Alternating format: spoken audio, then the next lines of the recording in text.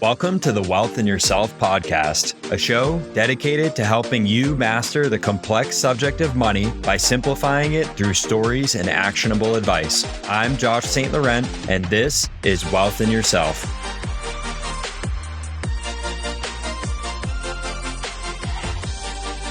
Welcome to the Wealth in Yourself podcast, where we help people to design their ideal life and take control of their time and money. I'm your host, Josh St. Laurent. Today, we're joined by Shane Wilson. Shane Wilson is a seasoned entrepreneur and real estate expert with over 20 years of experience. Shane has flipped over 100 properties, built multiple successful businesses, including real estate teams, property management companies, and even a web design firm. Most recently, he launched his own insurance agency. Along the way, he's experienced both incredible success and tough setbacks, which have shaped his no-nonsense approach to business and life. Shane brings a wealth of knowledge, real stories, and a touch of humor to our conversation. Please join me in welcoming Shane Wilson to the show. Shane, welcome. Glad you're here. Thank you for having me. Yeah, we're snowed in Chattanooga, Tennessee today. You know, anytime it snows in the South, everything shuts down days before, and the stores are just robbed of all dairy, all bread, eggs. It was actually on the front page of our local paper that the local Kroger was out of dairy, bread, and eggs. Oh my goodness. I feel like things are reversed. I'm out here in Tahoe and we're getting no snow whatsoever. So go figure. So maybe just kicking us off, for anyone listening who isn't familiar with you, what do you want them to know about you and your work? As far as me and my work, I like to convey to people who are looking to get into real estate investing, looking to get into real estate, that if you're just a simple individual, you can do this too, because I have no magical powers. I just have a relentless persistence.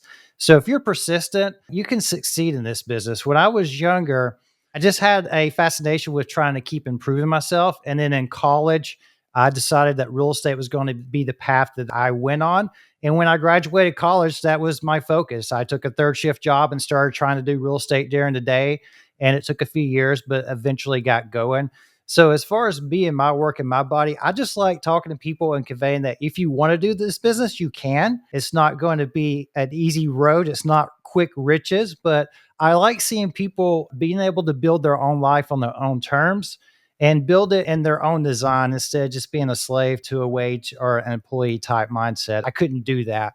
I was never really built for that. So I always went with, I'll work 80 hours on what I enjoy versus 40 hours for someone else. Yeah, I love that. I really align with that too. And I kind of touched upon it in the bio, but it seemed like when I was kind of reading through, preparing for this session, it seemed like 2 steps forward, 1 step back, right? It wasn't just a smooth, easy trajectory. Can you tell us about kind of the journey and maybe like some of the things you learned along the way? The journey of being an entrepreneur is very difficult, but it's very much worth it. So I started again back in college. I went to the University of Georgia. They actually have a real estate program. It's one of the top 10 programs in the nation, but it doesn't teach you how to be an entrepreneur. They were teaching you to go work for a corporation, like go for a racetrack or a gas station and locate corporate properties for them. So that was the mindset there. And I took this entrepreneurship class. And we had this professor. He was just a tough, hard-nosed professor, very difficult class, but he made us read this book, which I'm sure you and every listener is familiar with, Rich Dad, Poor Dad. And it was that book which kickstarted me that I wanted to be an entrepreneur. I wanted to do this. And when I graduated college, I didn't know what I was doing. I had no sales experience. I had no marketing experience. And that's one thing they don't tell you. When you enter real estate, it really is a sales and marketing job. The selling of property or buying a property as a real estate investor is just a vehicle you're using.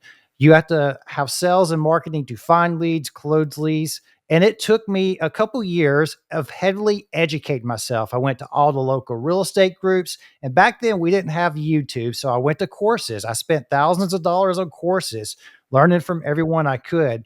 And what I found was taking the information from these courses and applying it to my personality and my personal life and tweaking it for me is how I was able to make it work. So I started really catching fire about 2006.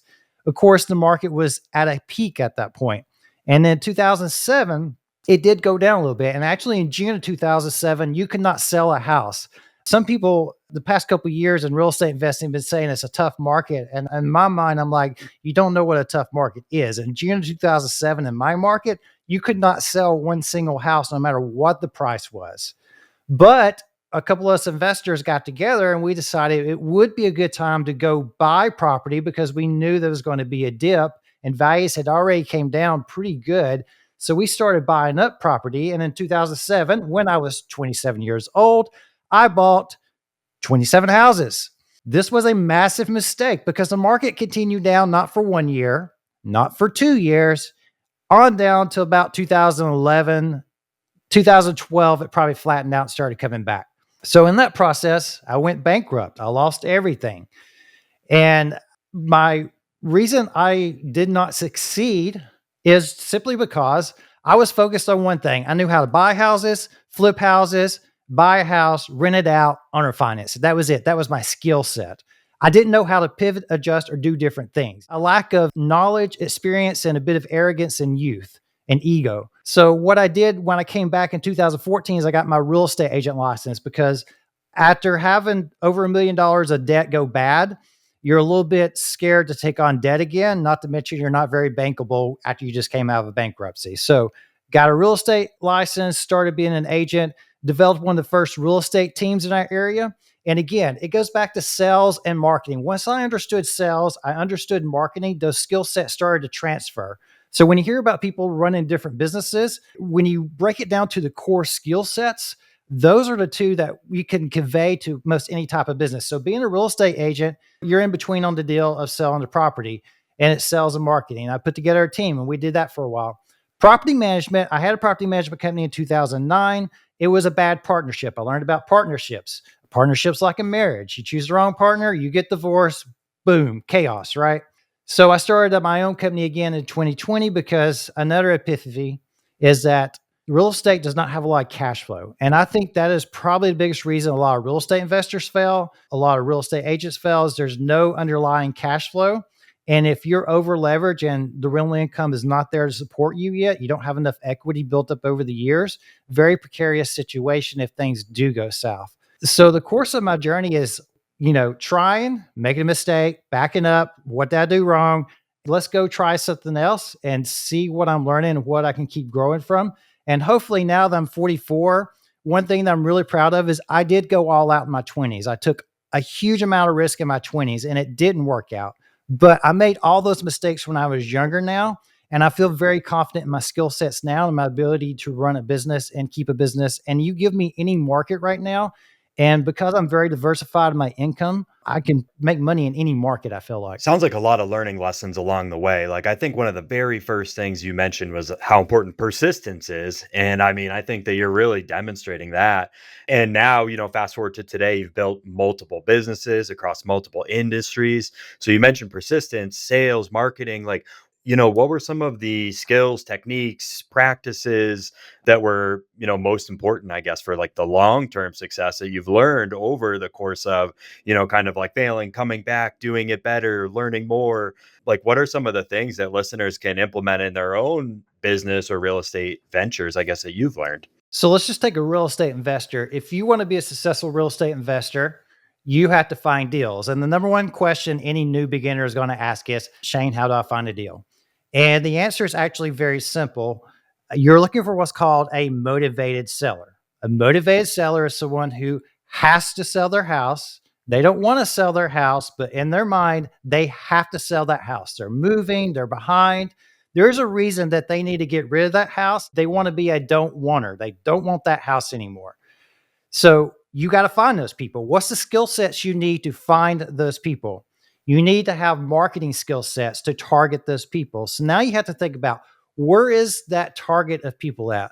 What are the people that are potentially, motivated to sell? Now you start thinking foreclosure list. Who's behind on payments? Divorce lists. Divorce people, when they split, they just want to split the property a lot of times. Probate. People inheriting properties often just want cash and want out of it. There's plenty of places you can go. You just got to start thinking. And then you start thinking the next step is, how do I reach these people? Is that going to be social media ads? Is that going to be door knocking? Is that going to be direct mail? And then the next step after that is, how do you craft a message for that person to get them to respond to you?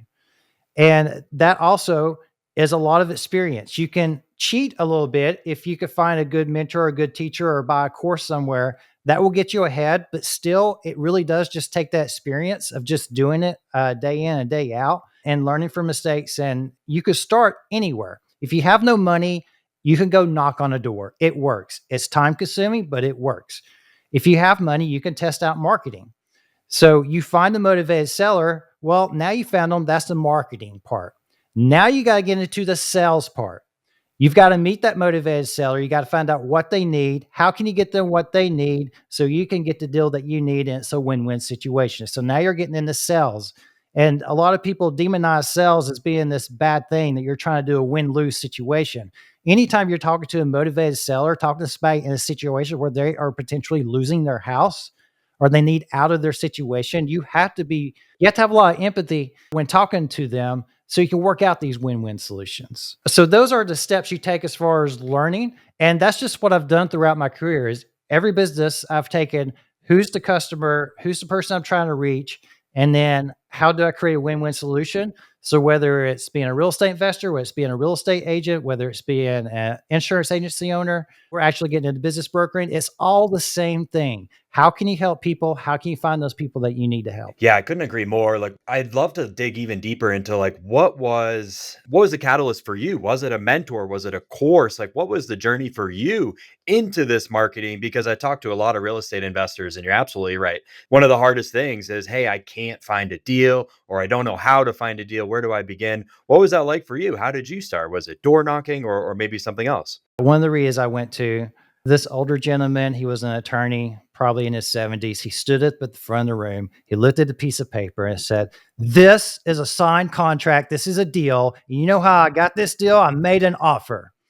So I can tell you how many deals any real estate investor has or will do by the number of offers they make. And the reason most people don't find deals is they don't go and make offers. So when I went to that, it just clicked in my head. Okay, if I take the action, then I'll get the result. And a lot of it is just going out and taking the action. Be willing to not have the result because you're going to take the wrong actions. And when I first started, it was actually a different era. So the real estate investors I knew back then were not as forthcoming with their information. You didn't have large masterminds that you could join. You didn't have all the information on YouTube. And I had to pick and pry a lot of investors, their brains, and try to figure out what they were doing and piece things together. I had a few teachers in our local area that were very, very open. Bill Cook started the REIA in that area. He was very open about what he did, and I learned a lot from him. I also learned a lot from a website called dealmakerscafe.com. This is back in the days where you had to go and type on the internet questions and answer questions by typing. Stone age compared to where we are today, where we're chatting back and forth on video right now. That's just amazing to me how far we've come and how open things are. People are willing to share now. So if you want information, it's not information that's stopping you. It's the action taking. You've got to take action. So when it comes to marketing and copywriting, I just bought courses and I studied all the material and content in there. Way back in the day, there was a course called How to Find All the Motivated Sellers You Can Handle. And it was just a book and it had all kinds of different letter templates and marketing. So once you start doing it, you don't need to use the exact templates. You need to phrase it in your language. So when you do talk to the person, it's congruent. So when you start doing that and you do it enough, you start picking up and learning a little bit. And let's be honest, it's even easier now because guess what you have? You have AI. AI is the equivalent of a tractor compared to a plow. Back in the day, a farmer would try to use a plow, and then a tractor came along and just goes boom. And now fields are seeded, right? Same thing with AI. You can go to AI and you don't want to copy it exactly because people who do know AI can pick up on it, but it's a tractor. You could put it in there and you have a working template. So then you could just work off that template a little bit.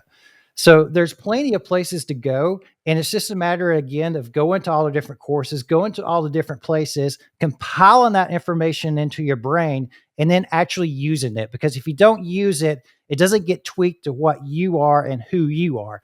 What I found is the courses I attend, the information I attain, I don't do things exactly the same as the person I learned it from. Very similar, but it's got to be tweaked to what you do to make it work for you. Yeah, I love that you talked about how, without, taking action, it's just a plan, right? Like you actually have to get out there and do it and make offers. That's so true. And I wanted to ask you about something that you actually brought up earlier in our conversation, how you sort of went through the 2008 crash, right? Sometimes a lot of real estate investors I talk to, that's where the story ends, right? But you got back out there, started over. What were some of the big lessons? Do you do anything differently now, having kind of lived through 2008?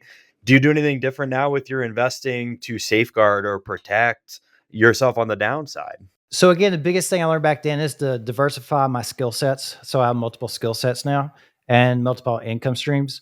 And also back in the day, back then, it was very much, let's be honest, real estate investors have egos. We have big egos. We love when we accomplish something.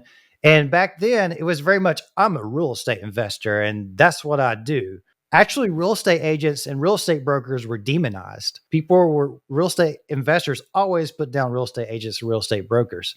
So when you develop an ego that this is who I am, this is what I do, it closes your eyes, it closes your mind to other opportunities that might come up that you can see and you could take advantage of.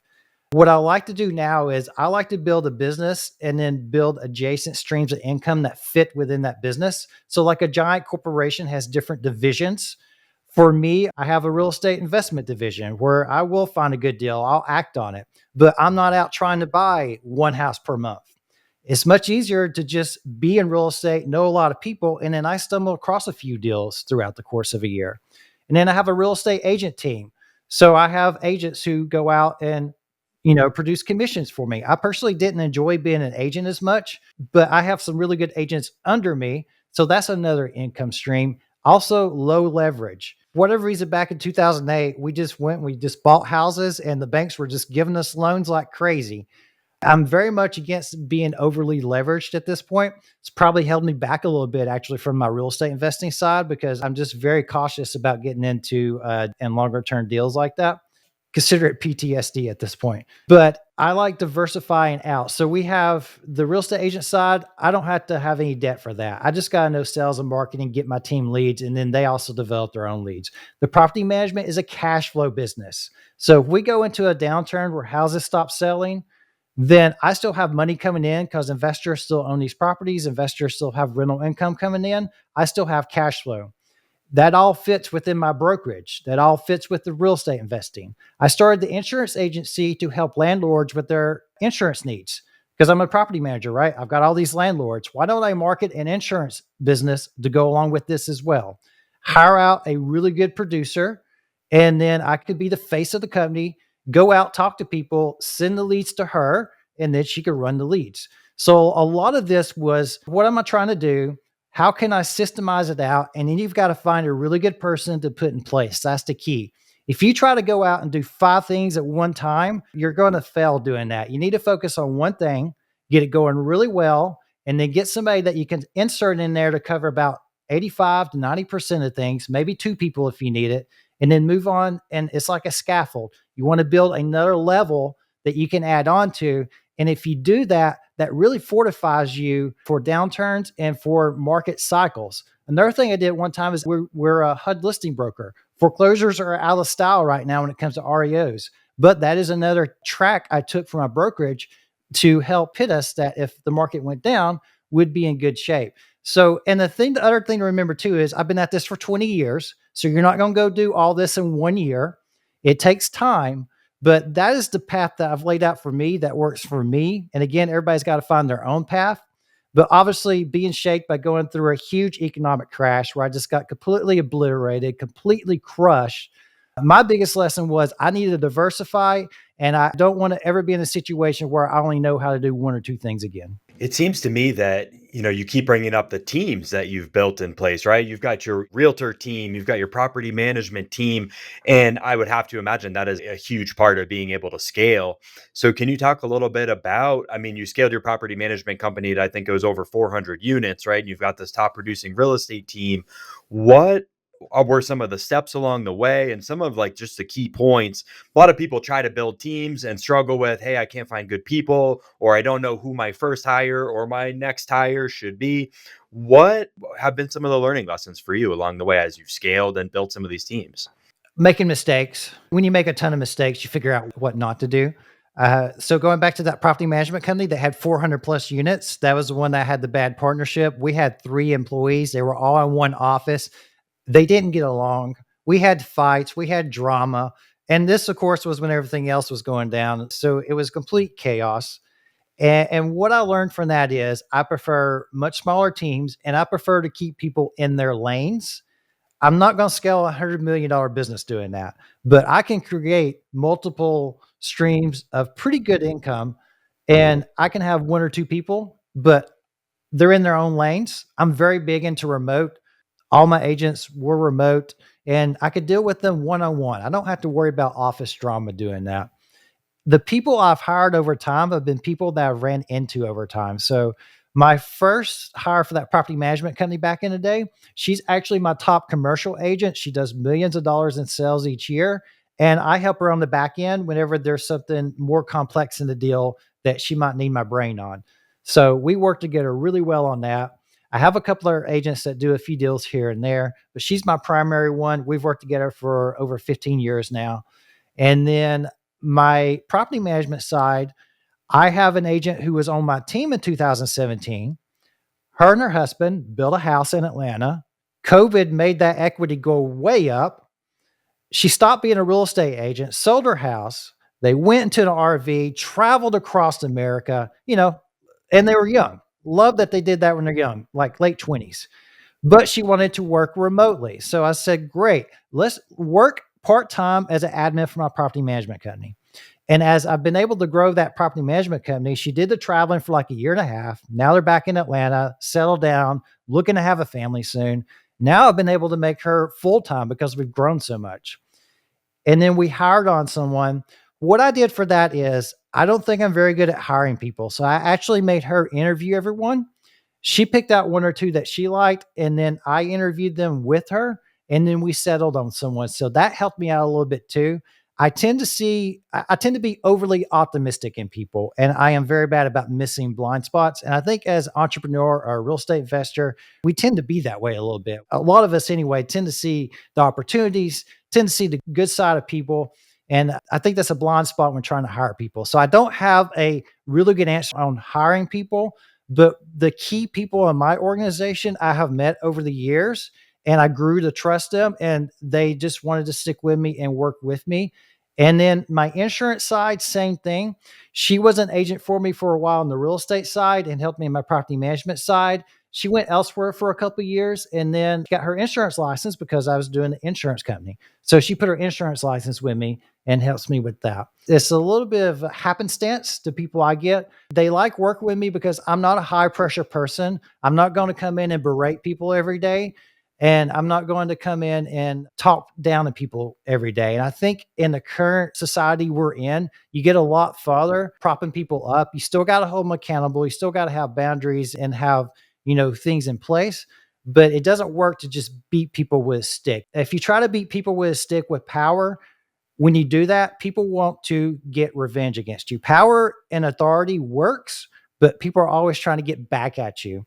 What works better is if people like you and people want to work with you. You put those 2 things together with a touch of authority, and then it works very well when you got a small team going. So when any entrepreneur or real estate investor is building out a team, do you think it's reasonable to say that they should be looking for people on the team who are sort of offsetting maybe skills that they don't have or things that they would rather not be doing or maybe aren't the best at? Should you be trying to go out and find people to sort of balance, I guess, for lack of a better word, the team and find those people who will sort of complement the things that you are good at? The way I organize things is very selfish, completely 100% selfish.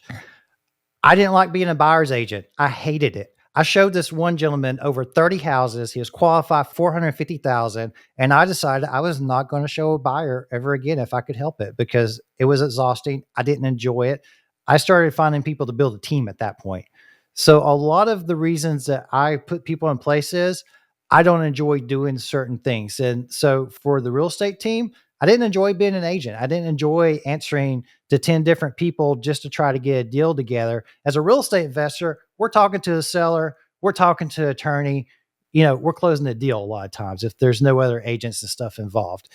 As a real estate agent, you've got a seller, you got another agent, you got a title company, you got a lender a lot of times. I mean, you got all these moving parts. I just didn't enjoy trying to maneuver within those parts. Whereas a real estate investor, you tend to be in control. Your contract is more controlling. You tend to be in control of the deal more.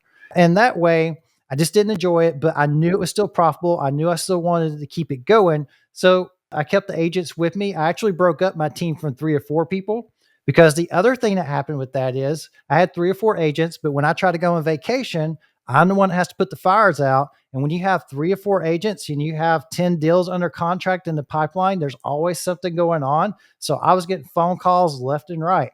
So I learned from that experience, I only want to have 1 or 2 agents that I know that I can work with that can handle their own stuff pretty well. And I kept those and I actually broke that team up a little bit. And then for the property management company, Becca is a bit of the opposite of me. Again, as entrepreneurs, as real estate investors, we like focusing on the goal, going out, hunting and killing it, but we don't want to come back and deal with a lot of the details. So she's a very detailed, organized person, and she'll bug me about those little details that I don't want to deal with, but she'll keep bugging me enough until I get it done. Paperwork, contracts, we're in compliance, this, that, this, that. And she's very good at that. And we've worked together for a long time. So she's the opposite of me at that. And then again, it's stuff that I don't enjoy doing.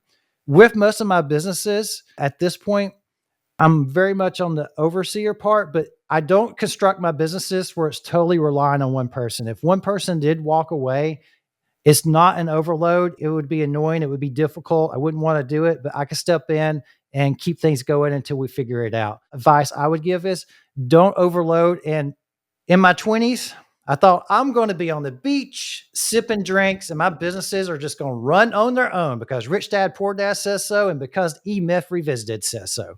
And it doesn't really work on the smaller scale to do that. You really need to keep your hands involved, keep an idea of where things are going, use project boards, and you can trust them to go out and do it, but you got to keep your eyes on it. I found where your attention goes is where things grow. So if you're looking to grow something, you got to keep your attention on it. But it can function without you to some degree, but you're always the one that's got to put the fires out. So it's building and designing the businesses like you want that fits the lifestyle you want with the people you want. And that's sort of the happy point I'm at as far as my businesses and my life is it's very much tailored to what I want, how I want to design it and put things together. I love that. That's a big part of what we help with is the designing, like you're talking about. Hey, you got to set this up from day one to support the lifestyle that you want. I'm curious about the time management piece of it. You've got all these different businesses and teams and kind of different directions that you're going. How do you manage the time aspect of it? So again, I'm not building $100 million business. A lot of these businesses are on the smaller side, right? So they're bringing in smaller income streams. You could consider my property management company a 7-figure business based on rentals coming in, but the net's only 6 figures and it runs fine because we're systemized out and processed out. So on the property management end, I meet with Becca probably for about an hour each day or every other day. And then between her and Rodrigo, which manage our business, they've got it because we have systems in place. She's been with me long enough. She knows what to do. She can talk to my owners. She's my key person there. Again, if I lost her, it would really be difficult, but I could step in. And then my hours per day would go up from, maybe one every other day. I would have to come in and work maybe 3 or 4 hours each day and take her place there.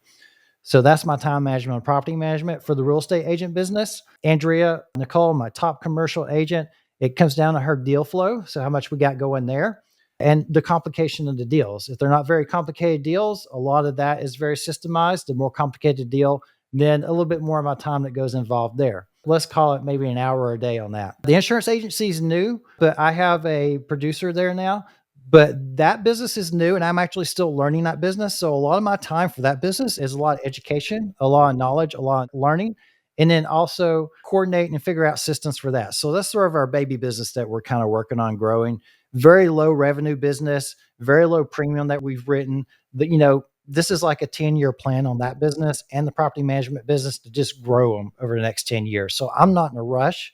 I'm not trying to kill myself. Going back to what I said earlier, it's difficult to find a house to buy every month where the numbers work. It's not too hard to find one or two a year.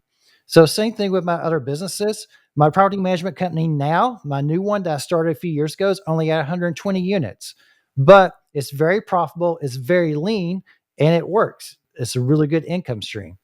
And then on the investing side, as I find deals, hours vary based on what I find. I'm looking at picking up a property this month, so I got some time going in on that.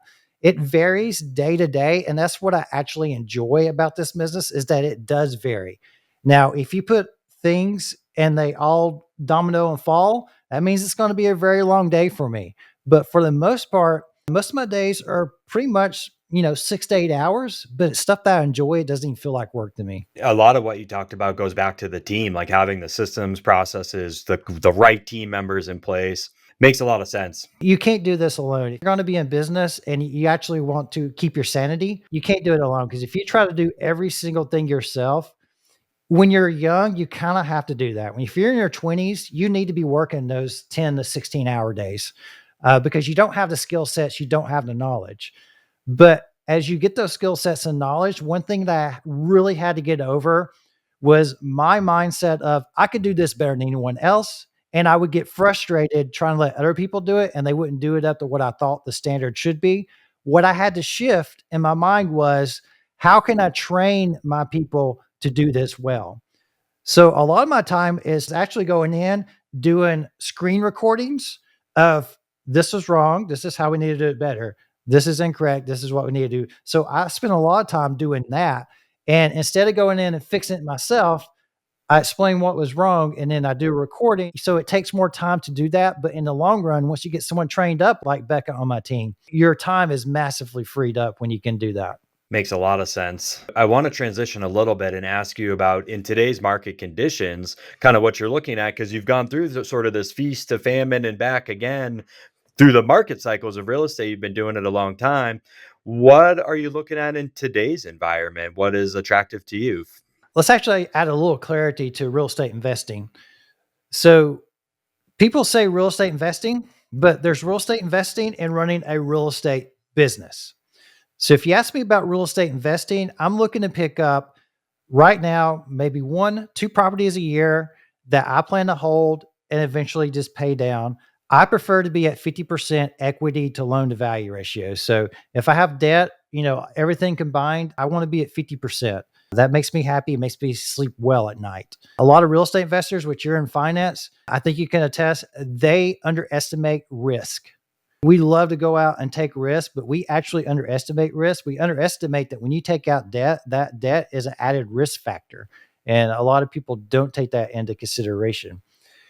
So when it comes to what I'm looking for really great deals. And I just buy one or two. I don't go out trying to buy 100 houses a year, taking the ego out of it. Again, real estate investors, we have a lot of ego, and it's really difficult when you're like at a REIA and you hear people doing these big deals and everything. I will say the next sort of angle that I'm looking at right now is partnering up with a contractor to build duplexes. And we're going to do a partnership, and that his labor on the duplexes will count as equity into the partnership. And in that way, that should be a very nice cash flow and property. And it's a new venture for me as well because I've never actually done new builds. And I love exploring. Every 3 to 5 years, new things come up for me to find and explore. And a new build is something I haven't done yet. So that's the other area that I'm looking at right now. It's a very difficult market to find. We were talking about motivated sellers before. Well, right now, everybody has jobs. Everybody's able to make their payments. And if they're not, there's such a massive equity gain from COVID that most people are able to sell. But I think that's going to start changing because the past couple of years, at least in my market, the values have went up. They're back to, regular upticks. They're not doing this crazy 10% per year, 15, 20% even. I mean, that's insane. And a lot of people who started in COVID don't realize that's not a normal market, not a normal rental market. That appreciation is insane. There's normal upticks, but people who bought a house, say 2 years ago, If they're wanting to sell right now, they don't have as much wiggle room. So if there's anything wrong with that property, they don't have as much room to make things happen. So I think there's going to be more opportunities coming forward. And if unemployment ever jumps up, then there's going to be a lot more opportunities coming forward. But as far as motivated sellers, that's why a lot of people have been complaining, even experienced investors, about not finding deals. Is there's just not a lot in the marketplace because everybody has jobs and there's a lot of equity. So if you do need to sell, you can sell. So that's lowered the number of deals in the marketplace. And a lot of investors are really looking at building right now compared to buying on the markets, what I've seen in my local area. Yeah, I agree. It's very similar out here. And I think where I want to go, like just hearing what you're saying, I want to ask you about sort of this analysis paralysis. It's new investors for sure, but even experienced investors, to your point, equity has shot up and, nationwide, really. What do you tell newer investors or even experienced investors who are kind of struggling with this analysis paralysis and can't find cash flow? It goes back to making offers. I mean, investors who are experienced are still getting deals. It's just the ones I've talked to are just not getting the number of deals they used to do. Also, the other thing is there's a lot more competition on marketing. A lot of investors do direct mail now. A lot of investors do pay per click now. For somebody who's wanting to get advantage, I really believe in door knocking. If you're newer, you can get ahead of all the other investors who are experienced because we're lazy and we don't want to go door knocking anymore.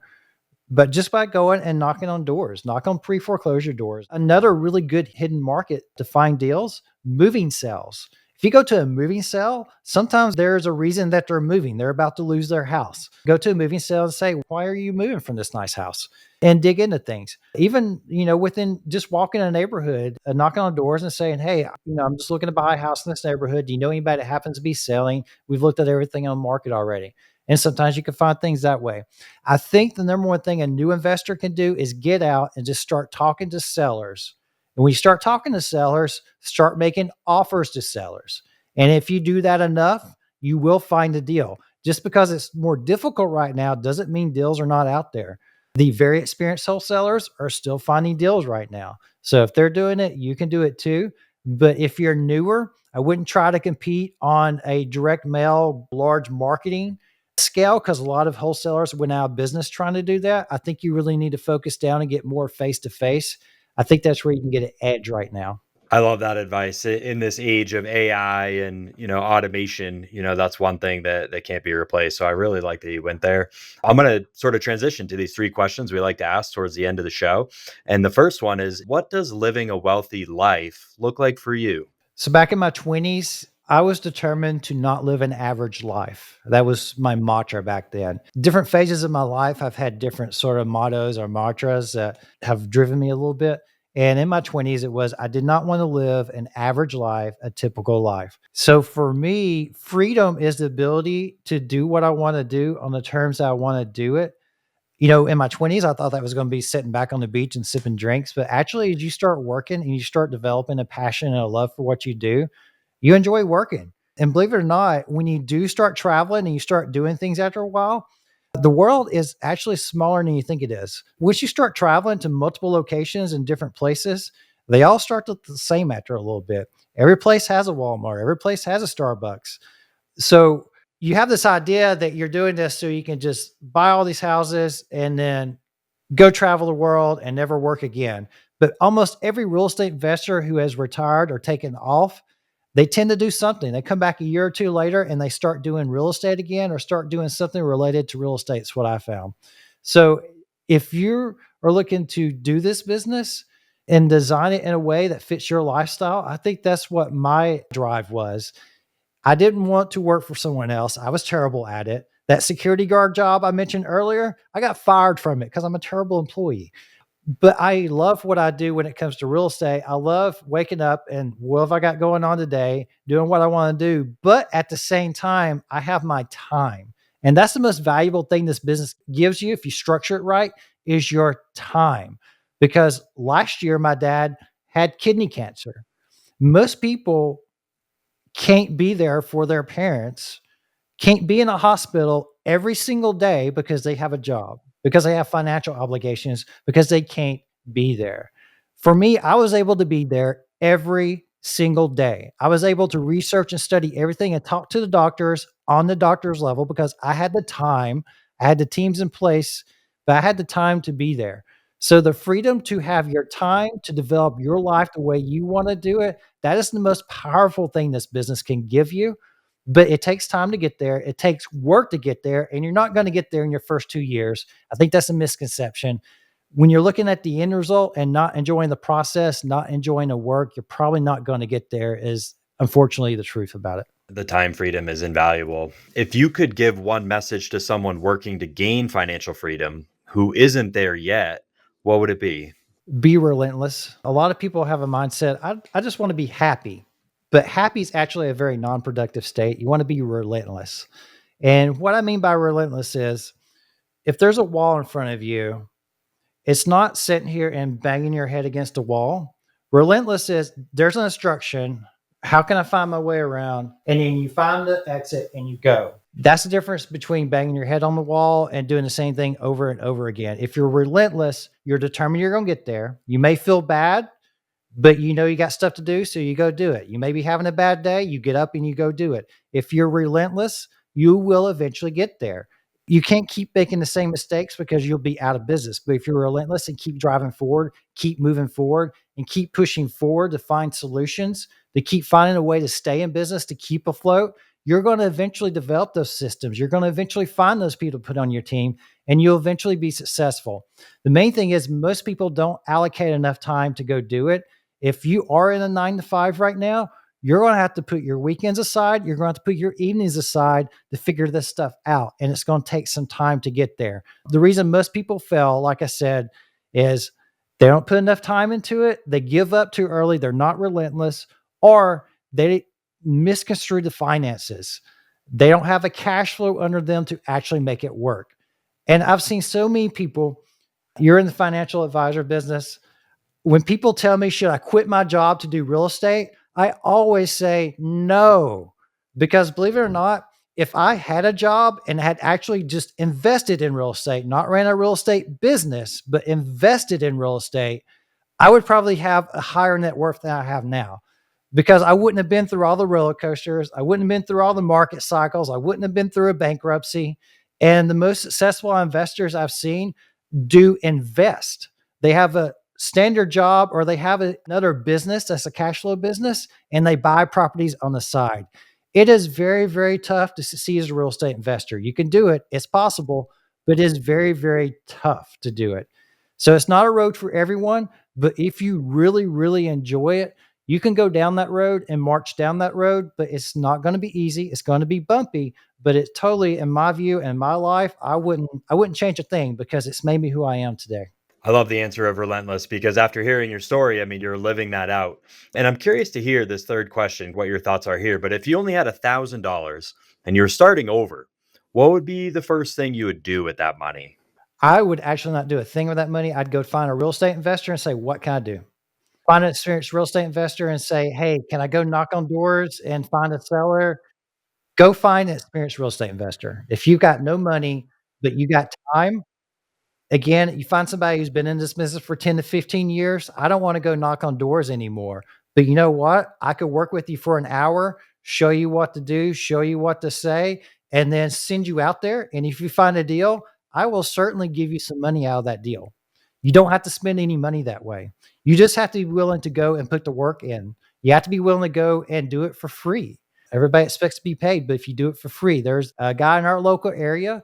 That's exactly what he did. He started just doing stuff for very experienced, very wealthy investors. And he is involved in so many multiple projects right now because an experienced investor, we see people come in and day out who say they're going to do great things and they never do a single thing. But if you actually show that you're willing to do something, an experienced investor will teach you because it's actually fun to pass on knowledge. It's fun to help new investors. The problem is it's just a waste of breath most of the time.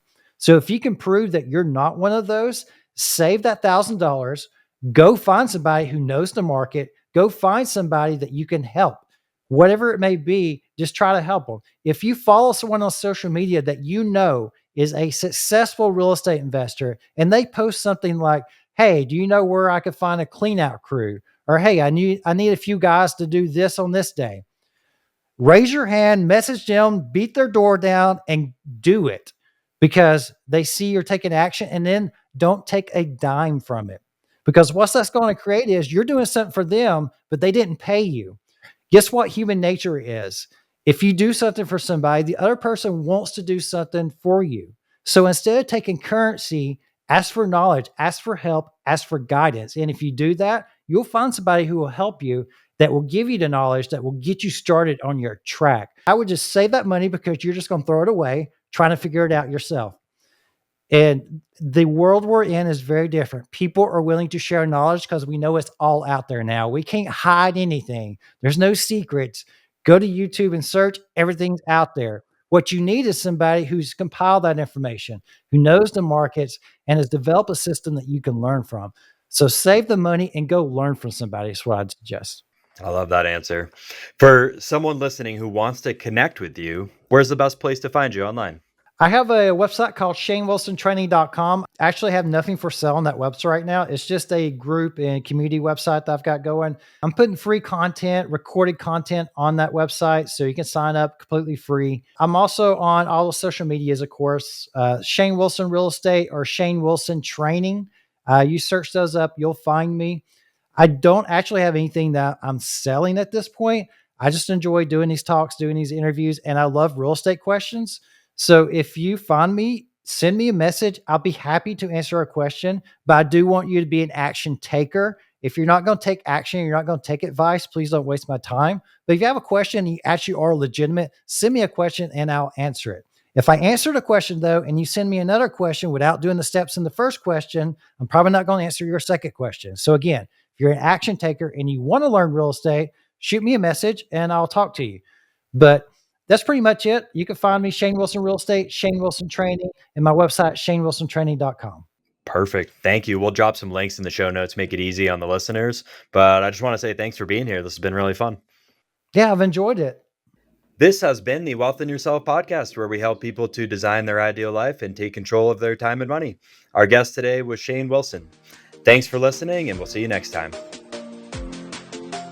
The Wealth in Yourself podcast is hosted by me, Josh St. Laurent, and edited and produced by Ray Haycraft. To learn more about how to make your money work for you, visit us at www.wealthinyourself.com and connect with us on all social media at Wealth in Yourself.